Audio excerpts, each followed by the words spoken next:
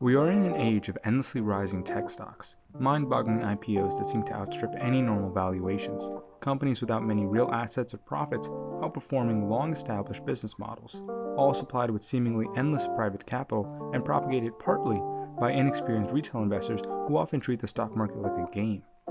This diagnosis sounds accurate to today's market, but it's also the exact same symptoms of a crisis a generation past, the dot-com crash of 2001. Business Week has chronicled the new tech-powered business cycle going against skeptical newsstand rivals. Shepard says the new economy is not immune to old-fashioned downturns, but says the internet is revolutionary. Students, as well as investors and American workers, can only hope that the roaring 90s will stretch on after the ball drops.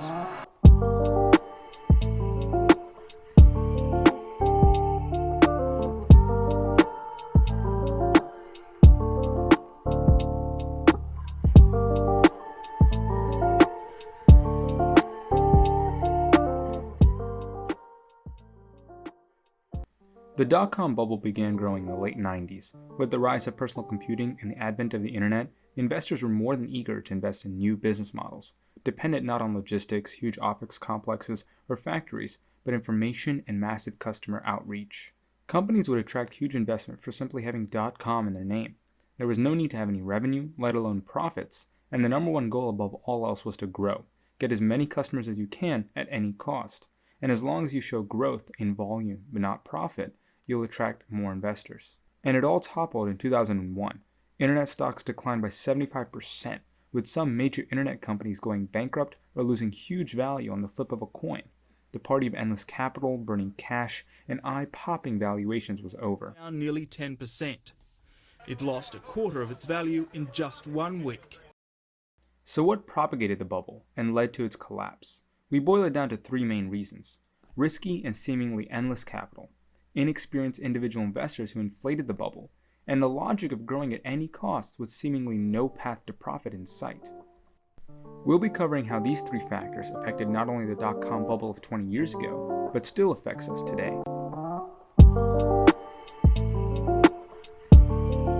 The reason that companies like DoorDash and Uber can lose hundreds of millions if not billions of dollars every year is because that's how much investors are willing to lose on the bet that the company will eventually one day garner a huge valuation and turn a profit.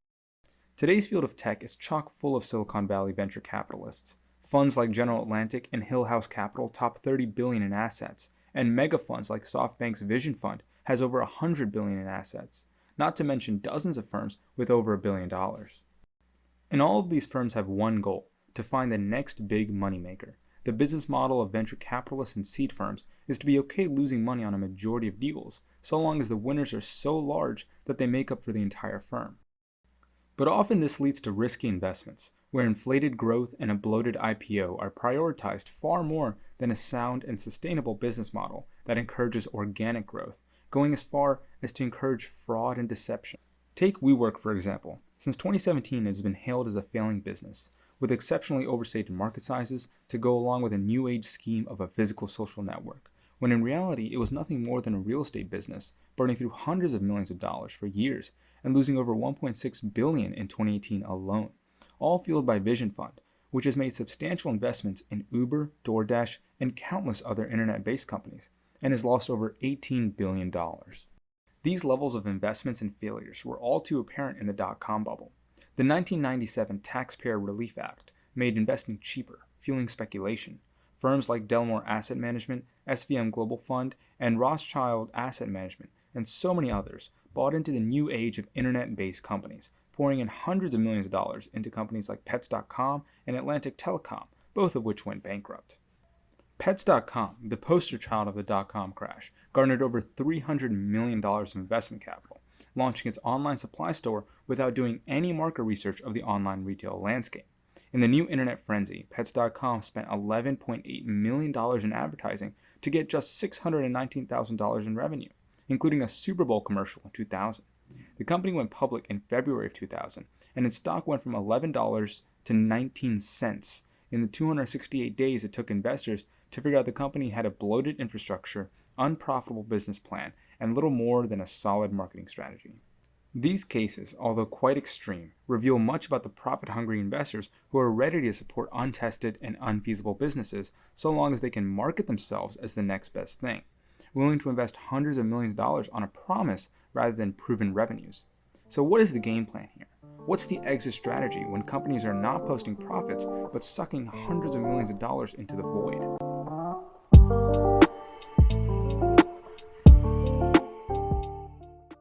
In 1999, losing money was the sign of a successful dot-com company.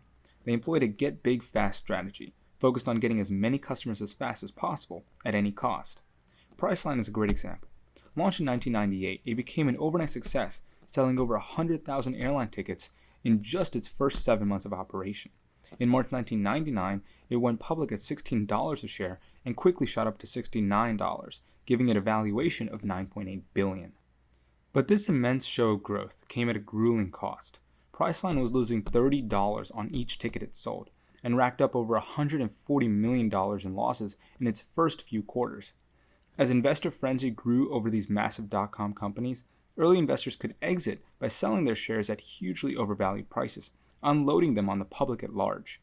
A venture capitalist or early investor's performance was no longer attached to how profitable a company was, only how much brand awareness and clout a company had acquired. The same logic applied to so many dot-com companies like Pets.com, Cosmo.com, and Urban Fetch, which had huge negative margins and spent tens of millions on advertising without any legitimate path to profitability. Today, when we look at the proliferation of rideshare, food delivery, and several niche sectors, the same mentality is rampant in these industries. In 2020, Uber lost over $8 billion. Why such huge losses? Because Uber spends hundreds of millions on promotions, driver incentives, and investments in auxiliary businesses such as Uber Eats, scooters, semi-trucks, etc., all of which are also quite unprofitable, but with the same purpose, to capture as much market share as possible and somehow justify its incredible valuation. The same logic applies to many other tech and internet-based companies. Airbnb, for example, which doesn't own the properties it lists on its site, lost over $600 million in 2019 after losing money in both 2018 and 2017. And yet the reason investors as massive as SoftBank's Vision Fund are willing to entertain and even encourage these levels of losses is because all the company's public offerings fish massive valuations that allow early money to exit at incredible profit. DoorDash, for example, went from a $1.4 billion valuation in 2018 to over $15 billion in 2020. However, institutional investors alone can't trigger the market to such incredible highs. The public at large has to buy into the growth and profit models, helping push the market to new highs and willing to soak up millions of shares. Here too we find similarities from a generation ago.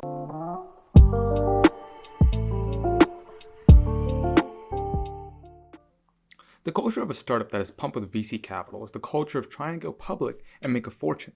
The IPOs of many companies in Silicon Valley have broken records, and unlike the dot-com bubble, these companies have yet to see a crash and continue to rise in value well past their actual book value. This drive of value is derived in large part from novice and individual investors who push stocks like Tesla into never-ending bull markets, facilitated by easy commission-free trading apps like Robinhood and Charles Schwab, which allow nearly anyone with as little as a couple $1,000s to profit from the self-fulfilling market sentiment. Tesla's last year growth of over 300% has been motivated largely by so-called Teslanaires, who make large sums of money from playing off the inexperience of novice investors. Tesla is now valued more than many of the largest automakers combined, a seemingly ridiculous position considering how relatively few cars Tesla sells, making CEO Elon Musk the wealthiest individual in the world. The comparison that can be seen between what is going on today and what had happened during the dot-com bubble is tremendous. With the advent of the internet and an intoxicating bull run, thousands of people quit their jobs to day trade full-time. Even in the early days of the internet, 5 million people were trading online at home, between meetings at work, and even after class at college. This new generation of millions of online investors who are quick to pick up IPO'd shares of popular name brand companies like Pets.com and Priceline without having the knowledge to sift through the reams of financial reports or do proper due diligence is quite reminiscent of modern-day investors who quickly pick up shares of Uber, DoorDash, and Tesla simply because everyone else seems to be doing it, and these companies have the eye-popping market reach and brand awareness that fuels an easily accessible bull market. This video isn't meant to predict the next crash. Despite the many similarities, for all we know, these companies might eventually post massive profits in the way Amazon did after having years of massive losses. In fact, there are many key differences between the two bubbles. One is that although the levels of investment are much higher today, in the magnitude of hundreds of millions rather than tens of millions, the dot-com bubble still rose far more quickly. The Nasdaq, which was home to most dot-com stocks, rose 457% between 1995 and 2000. In the last 5 years, however, the Nasdaq has only risen around 120%, and the New York Stock Exchange, which houses Uber and Grubhub, has only risen around 50%. Furthermore, there are strong entrenched tech companies like Google, Apple, Microsoft, and Netflix, which do churn heavy profits with sound business models and have experienced far less price growth than during the dot-com bubble. For example, Cisco and Microsoft rose at 3,900% and 1,600% respectively during the dot-com bubble, but today Amazon is only up 500% and Netflix only around 400%. When it comes to the stock market, you can find evidence and examples for nearly every argument to be made. Extremely high levels of investment in unprofitable business models to make outsized profits points to a bubble. But the relatively lower returns of composite funds indicates that even if it is a bubble, there's no reason to worry that it will pop anytime soon or will even have deeply profound impacts. And we're absolutely not trying to give any investment advice or promote any stocks. We only wish to keep as many people as informed as possible to let them arrive at their own conclusions. A conclusion with every detail considered.